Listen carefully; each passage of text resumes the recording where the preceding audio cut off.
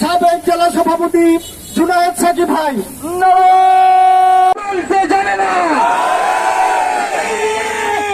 ইসলামী ছাত্র শিবির জানেন ইসলামী ছাত্র শিবির 1977 সালের 6 ফেব্রুয়ারি ঢাকা বিশ্ববিদ্যালয়ের জামে মসজিদ থেকে এই পবিত্র কাফেলার পথ চলা শুরু হয়েছে।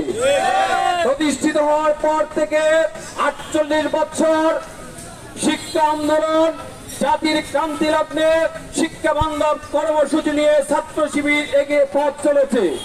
ছাত্র শিবির এই পথ চলা 48 বছরের পদার্পণের পথ কোন মসৃণ পথ ছিল না।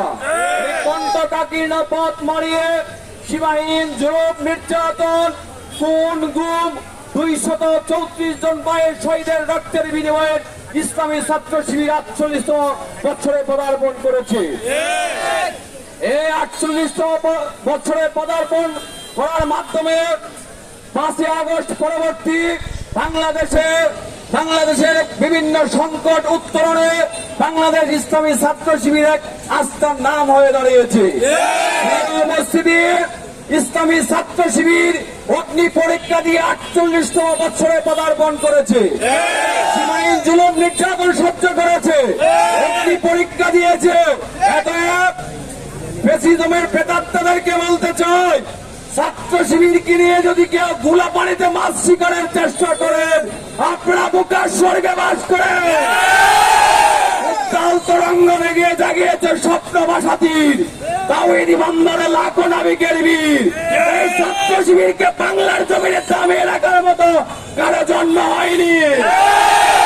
ফ্যাসিজমরা ছাত্র শিবিরকে নিষিদ্ধ করে পালিয়েছে মামু বাড়ি দিল্লিতে। ছাত্র শিবিরকে নিয়ে কেউ ট্রাম্প কাট করার চেষ্টা করবেন না। সম্মানিত প্রিয় উপস্থিতি, র্যালি পরবর্তী সমাবেশ থেকে বলতে চাই, ছাত্রদের যৌক্তিক দাবি মেনে নিয়ে অনতিবিলম্বে ছাত্র সংসদ নির্বাচন দিতে হবে।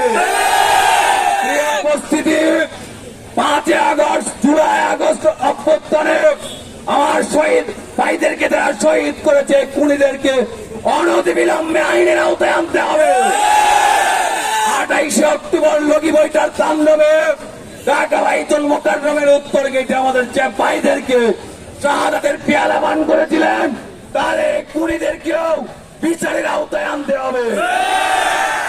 মুজিবুরের হত্যার বিচার যদি তথাকথিত ট্রাইব্যুনাল দিলে 30 বছর পরে করেন, 28 অক্টোবর হত্যার বিচারও বাংলার জমিনে হবে। প্রিয় উপস্থিতি, জুলাই আগস্ট অভ্যুত্থানে যারা আহত হয়েছেন, আহত ভাইদের সুচিকিৎসার দাবি জানাচ্ছি আজকের এই র্যালি থেকে। প্রিয় উপস্থিতি, আইনের শাসন ফিরিয়ে আনতে হবে, শহীদ ভাইদেরকে রাষ্ট্রীয় মর্যাদা দিতে হবে। ছাত্র জনতা, আজকের ছাত্র শিবিরের বর্ণাঢ্য র্যালিতে যারা উপস্থিত হয়েছেন,